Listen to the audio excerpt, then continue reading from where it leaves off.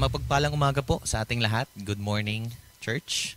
Good morning, Christ in Every Heart Church. Welcome to our message. Ako po si Pastor Ryan. And ako po ay nagpapasalamat sa Panginoon sa pagkakataon na makapag-share po sa inyo muli ng isang makabuluhang mensahe na naman. Ano po? At papasalamat po ako kay Pastor Bani sa opportunity na to. So ngayon po, ang i-share ko po ay topical. Pero dahil we celebrate Pastor's Appreciation Month, I'm gonna be sharing a Pastor's Appreciation Month message. Okay po? So, before we start, makibuklat po kayo sa akin sa 1 Thessalonians chapter 5 verse 12 to 13. Basahin ko po ito sa wikang Tagalog.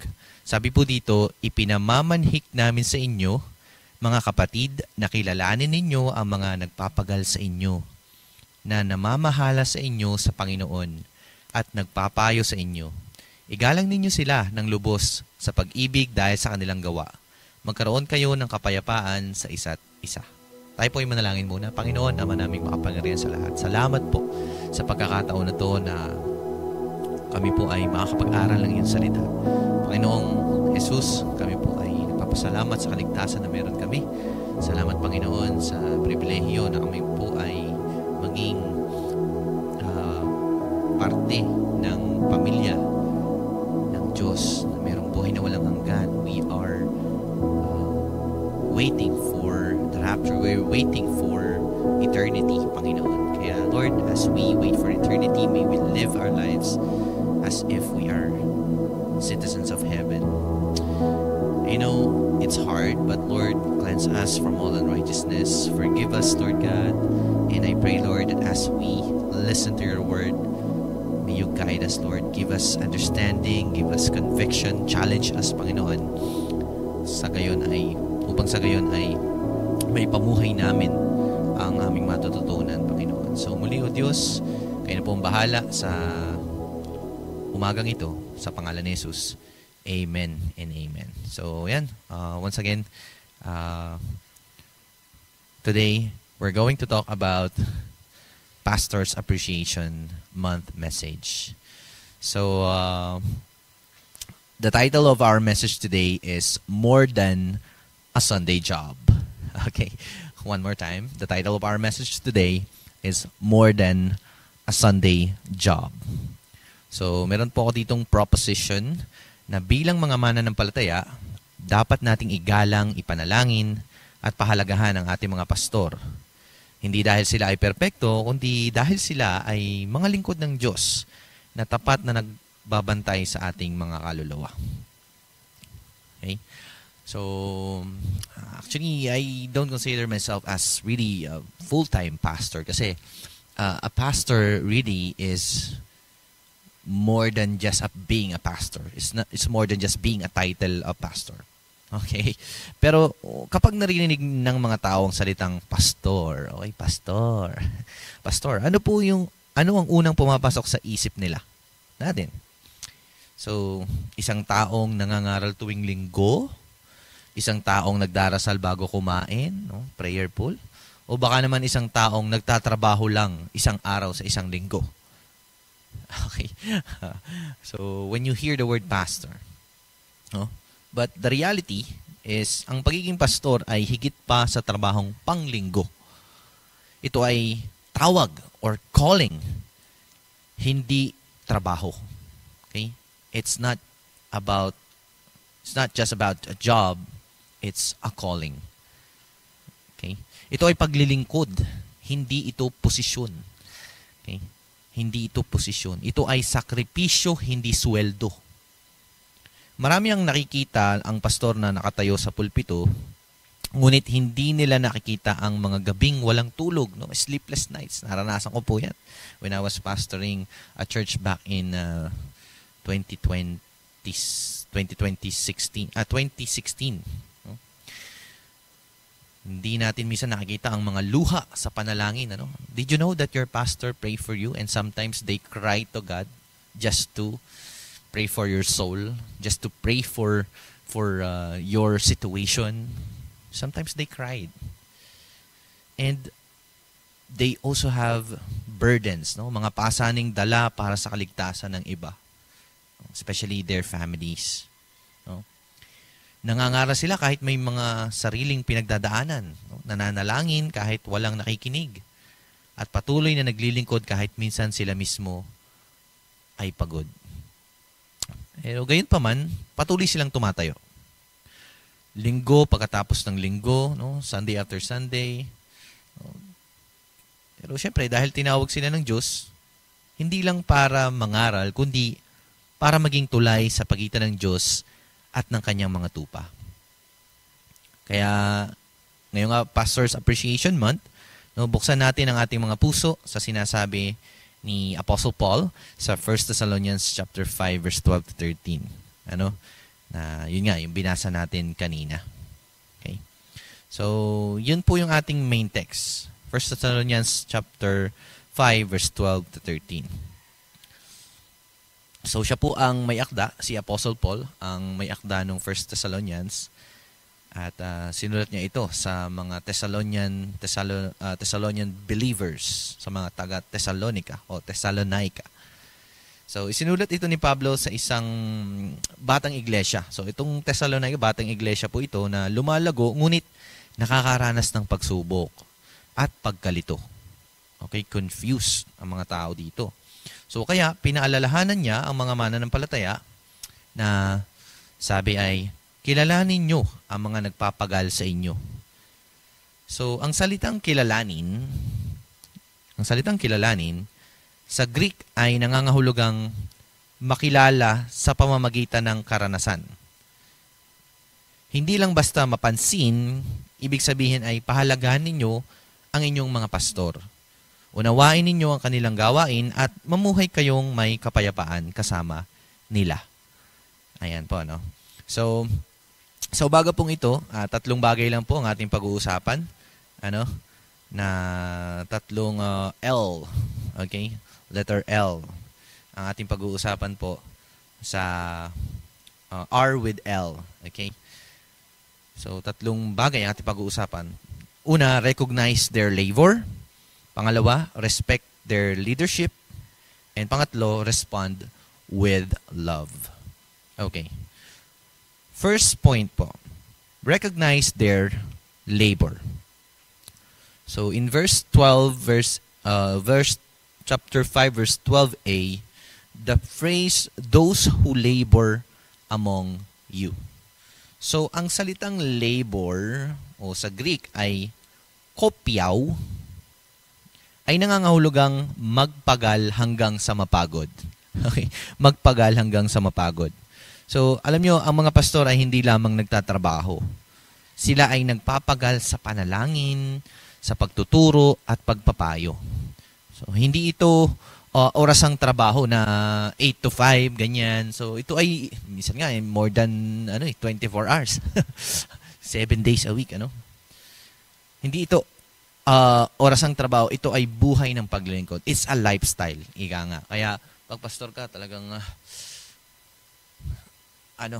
mahirap kasi hindi lang dahil it's just a job or it's just a responsibility, a duty, but it's a lifestyle kasi tinitingnan din yung buhay mo bilang pastor. There's this verse in Hebrews chapter 13 verse 17 na sinasabi, sila'y nagbabantay sa inyong mga kaluluwa na para bang magbibigay sulit sila sa Panginoon o sa Diyos. At totoo po yan kasi alam nyo, sabi nga, ang isang shepherd, okay, o ang isang leader ng isang church ay accountable yan sa Panginoon. Okay? Yung kanyang mga tupa, yung kanyang kinasasakupan, accountable sila sa Panginoon. No? At yan yung sinasabi ng Hebrews chapter 13 verse 17. Sa Galatians sinabi din sa chapter 6 verse 9, huwag tayong mapagod sa paggawa ng mabuti. Okay? Don't be weary sa paggawa ng mabuti. No? May naalala kong isang quotation na sabi, the pastor's job is to comfort the disturbed and disturb the comfortable. Okay? The pastor's job is to comfort the disturbed and disturb the comfortable. So, ibig sabihin yan, kumbaga parang their job is, to comfort, to encourage, to pray for them, and also doon naman sa hayahayang buhay, mga na parang komportable na sila sa pagiging Christian nila. Okay? Parang tinatapik ni pastor. Okay? So, may isang pastor na nagsabi, ang nakikita ng mga tao ay isang oras ng pangangaral tuwing linggo. Pero, hindi nila nakikita ang mga gabing ako'y umiiyak sa panalangin para sa kanila. O ang mga oras na ginugugol ko para maihanda ang mensaheng magpapatatag sa kanila. You see, when I was pastoring parang Tiger Church, malaki yung church na yun, there were times na talagang kakatukin ka sa parsonage. Pastor, pwede bang ipag-pray mo? Pastor, may funeral service. Pastor, pwede bang pumunta ka sa bahay? Ganyan. So, minsan nagiging super pastor tayo. At hindi ganun kadali ang buhay ng isang pastor. Kaya po, huwag nating baliwalain ang kanilang pagpapagal. Ipanalangin natin sila. Iparamdam natin ang ating suporta. Ang pagpapahalaga ay nagsisimula sa pagkilala. Okay? So, ang pagpapahalaga ay nagsisimula sa pagkilala. So, recognize their labor. Okay? Kilalanin natin. Okay? Recognize natin. Pastor, it's just a simple, Pastor, thank you. Pastor, you can also give something, food or encouragement or letter. Okay? So, there are a lot of things that we can do to encourage our pastors. And of course, yun nga, number 1, in our outline, recognize their labor. Pangalawa, respect their leadership. Respect their leadership. So, in chapter 5, verse 12b ng ating binasang talata, and are over you in the Lord and admonish you. That phrase. Okay? So, ang mga pastor ay hindi mga boss. Okay? Boss. Okay? Kundi mga pastol na inatasan ng Panginoon.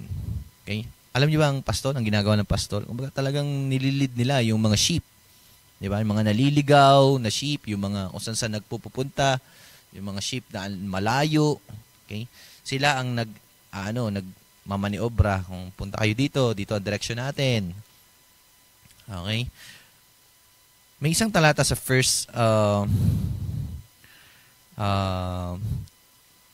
sa 1 Timothy chapter 5 verse 17, ang mga matatandang namumuno ng mabuti ay karapat-dapat sa dobleng karangalan. So, double honor. So, itong 1 Timothy chapter 5 ito po ay patungkol sa mga qualifications ng pastor or ng shepherds, ng elder sa church. Okay? Kasi ang paggalang sa kanila ay hindi bulag na pagsunod, kundi paggalang sa otoridad na ibinigay ng Diyos. Kasi pag sumusunod ka kay pastor, sumusunod ka kay Lord. Okay? Pag sumusunod ka sa leader. Ephesians chapter 4 verse 11 to 12, ang mga pastor ay ibinigay upang ihanda ang mga banal sa gawaing paglilingkod. Okay? Kasi din yan di ba? Some called evangelists, pastors, teachers. Okay? So, for the edification or for the work of the church. Okay? Para pabanalin, para gawing banal ang mga tao sa paglilingkod, sa gawaing paglilingkod. You see, the role of a pastor is really crucial. Kaya pag ang leadership ng isang pastor ay weak, expect mo na weak din ang magiging mga members. Okay? Pero syempre, hindi naman lahat, hindi ko nila lahat kasi even if pastors do a lot of things, ginawa niya na lahat, pero yung mga members, minsan nasa members din Okay? Pero ganun pa man, I am encouraging everyone to respect the leadership of a pastor.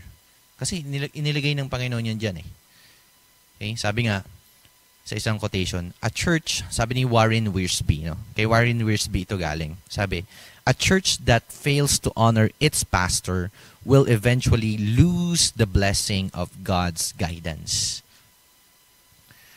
Yan ang sabi ni Warren Wiersbe. So halimbawa, isipin natin, ang isang kawan ng tupa na ayaw sundin ang pastol. Tiyak na maliligaw yan. Ngunit kapag nagtitiwala sila sa kanilang pastol, sila'y ligtas at nasa tamang daan. So, as an application sa panahon ngayon po ng social media at mga kilalang mga online preachers, mga nakikinig sa mga online, madali tayong magkumpara. Okay? Kukumpara natin, sana ganun din sa church, sana ganun din si pastor. Pero alam nyo, tandaan natin, ang pastor mo ay ang pastol na ibinigay ng Diyos sa iyo. Igalang at suportahan siya sa kanyang pamumuno. Yan. So, hindi aksidente na siya yung pastor. Hindi aksidente na kami yung mga napili ng Panginoon. Parang may maraming pangyayari sa ating buhay na gawa ng Panginoon para gisingin ang ating kamalayan. Hindi lang gisingin, kundi magtulungan ang bawat isa. Okay? So, napakalaga ng leadership ng isang pastor sa church. Kasi kumbaga sa pamilya, sa bahay, siya yung padre de pamilya. Okay? Kaya nga sabi sa Ephesians, Christ is the head and we are the body. Christ is the bridegroom, we are the bride. Okay? So, si Christ, pastor, and then tayo po. So, napakalaga po ng paggalang natin sa leadership ng ating pastor. So, for our third point, so aside from recognize their labor, respect their leadership, pangatlo, respond with love. Okay, so verse 13, sabi po doon sa chapter 5, verse 13 ng 1 Thessalonians, esteem them very highly in love for their works' sake. So, hindi sinabi ni Pablo na mahalin lang natin ang ating pastor kung sang-ayon tayo sa kanya. Ang sabi niya, mahalin ninyo sila ng lubos sa pag-ibig dahil sa kanilang gawa. Hindi dahil sila ay perpekto, kundi dahil sila ay naglilingkod para sa kaluwalhatian ng Diyos. So, we love our pastor. We should love our pastor because it is God's command. Not really to just love our pastor, but to love one another. So sabi sa John chapter 13, 34 to 35, para mas maintindihan natin, makikilala ng lahat, okay, ng lahat ng tao na kayo'y aking mga alagad kung kayo'y nagmamahalan. Okay? So, we should love one another. Yan ang sabi sa John chapter 13, 34 to 35. So, we should respond with love as we recognize pastors' labor, respect their leadership. We should also respond with love. Sabi ni Paul sa Philippians chapter 1, verse 3 to 5, nagpapasalamat ako sa Diyos sa tuwing naalala ko kayo. So even Paul, he is so thankful to God because of what you are doing. Yung mga Philippian believers. Alam nyo, the best gift that you can give to your pastor is not applause. Palakpak. It's not the best gift that we can give. But alliance. What do you mean by that? It's standing beside them. Pastor, I'm with you. Okay? Kung ano man yung maging desisyon, kung ano man yung maging direction ng church, I'm with you. I'm gonna support the church. I know God put you there. I'm gonna support you. Okay? So, even if pastor sometimes may mga nalilimutan sila, minsan may mga bagay na hindi na nagagawa. So, we should also know their background. Kasi, ang minsan kasi nakikita lang natin, humaharap sila sa una. Pero, may mga pinagdadaanan din yan. No? Sa pamilya, di mo alam, baka yung pangangailangan nila, kapos. Ano? Pero still, instead na magtrabaho siya outside or anything else, mas pinili niya na mag-serve sa Panginoon. Mas pinili niya ang maglingkod sa Panginoon. Okay? And, ang trabaho ng pastor po ay talagang ang boss po namin, ang mga pastor ay ang Panginoon.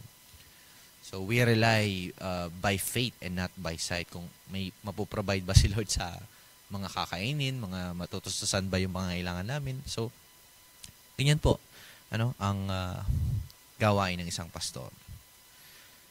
So, the best gift that you can give to your pastor is not applause, but alliance. Okay? Alliance by standing beside them. Meron isang kwento sa buhay. Isang maliit na iglesia ang nagpasya na bayaran ang matrikula ng mga anak ng kanilang pastor. Okay. So, siyempre napaiyak ang pastor at nagsabi, hindi lang ninyo ako binasbasan, pinaalala nyo din sa akin na hindi sayang ang aking pagpapagal. Ayan. So, magandang magandang isang kwento yan na when you not really praying for them but also somehow financially assisting the pastor. Parang nare-remind din yung pastor na, Pastor, we are supporting you. We are with you. We're gonna support you. This is the best thing that we can do. So parang nare-remind din yung mga pastor na, Pastor, tuloy ka lang. We are counting on you. I know God put you there. No?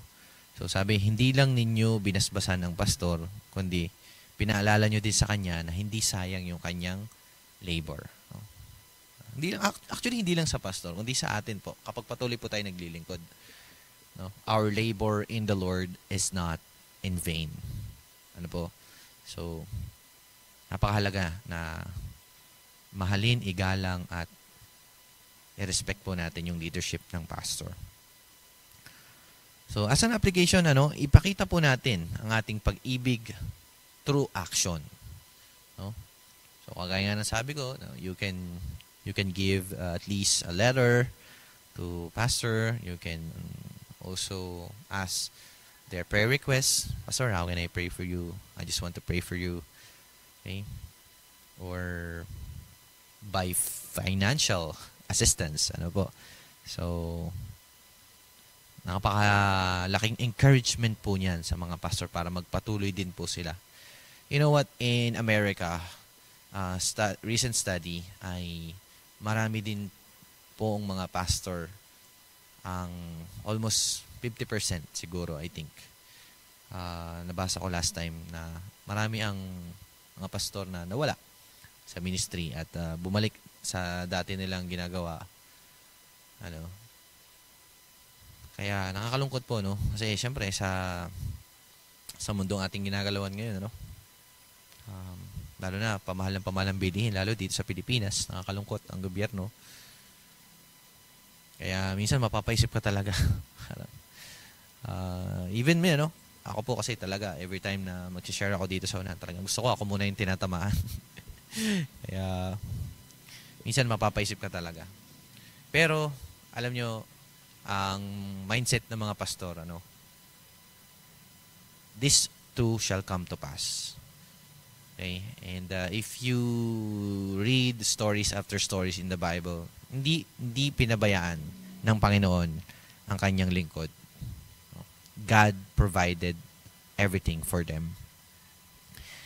Kaya, yun, patuloy po natin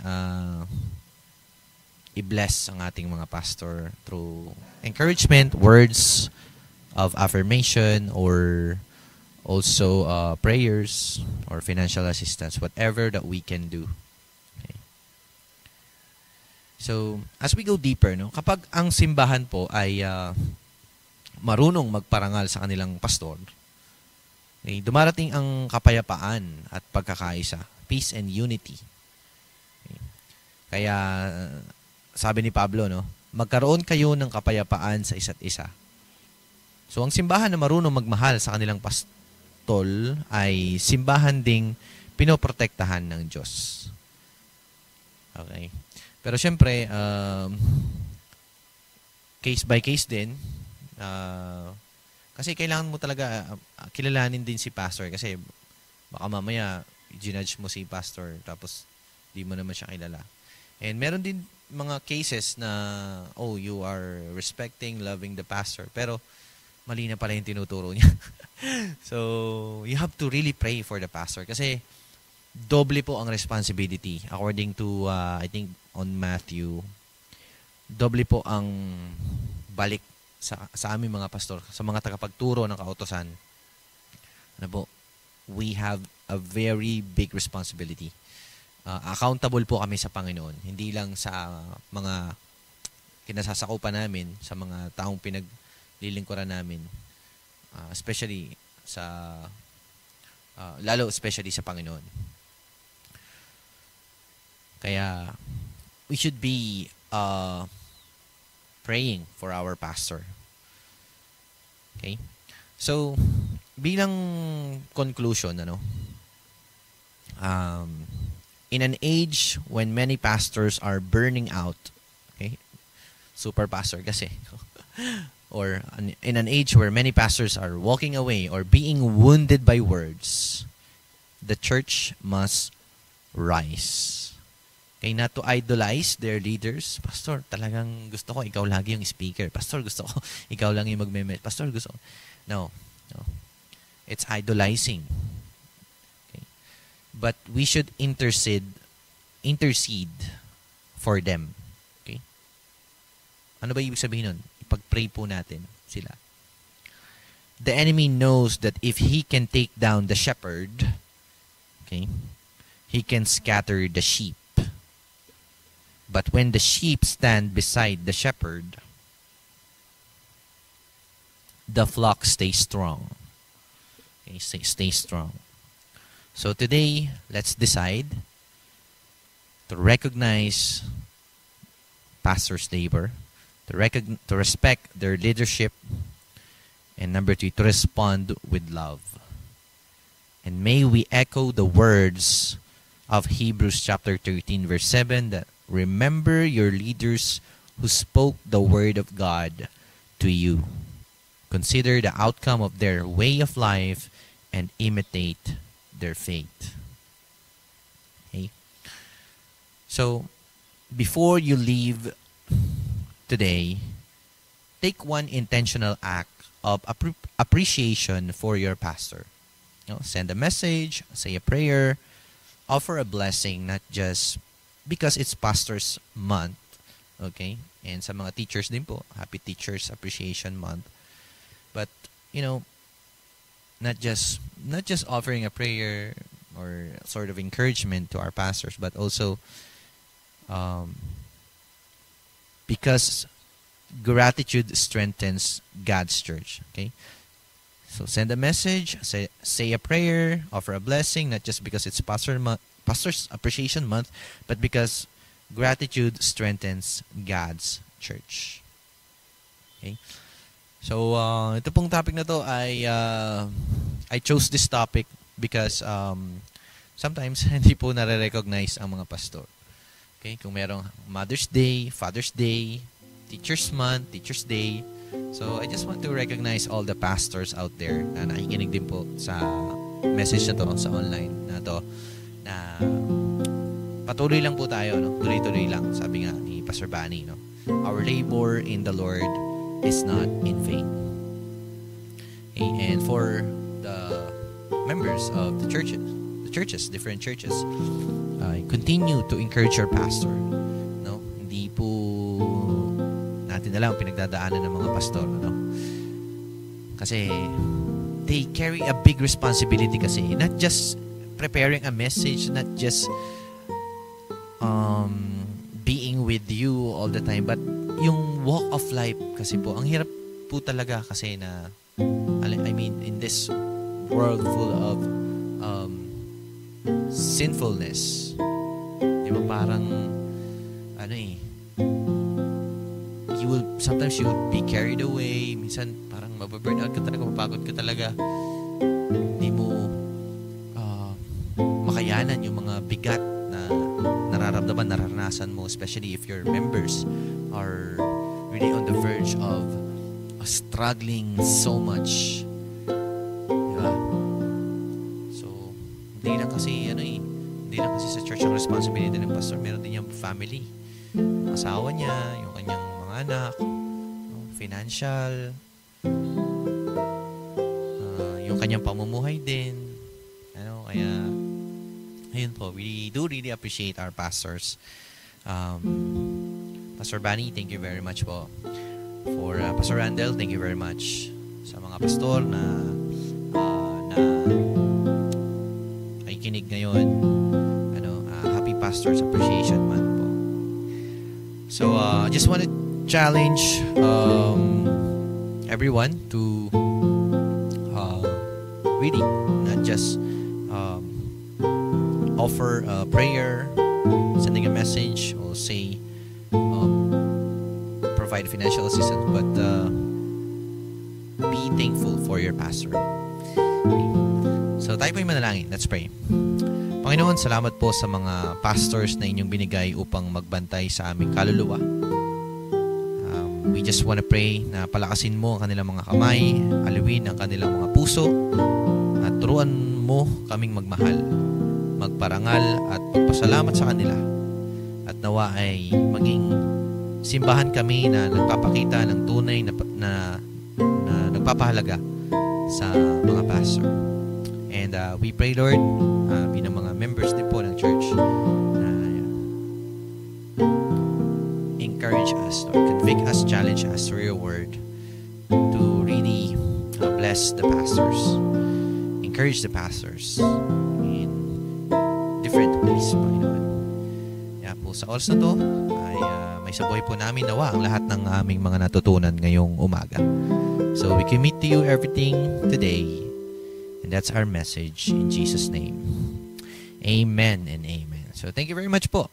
Happy Teacher's Day and happy Pastors Appreciation Month.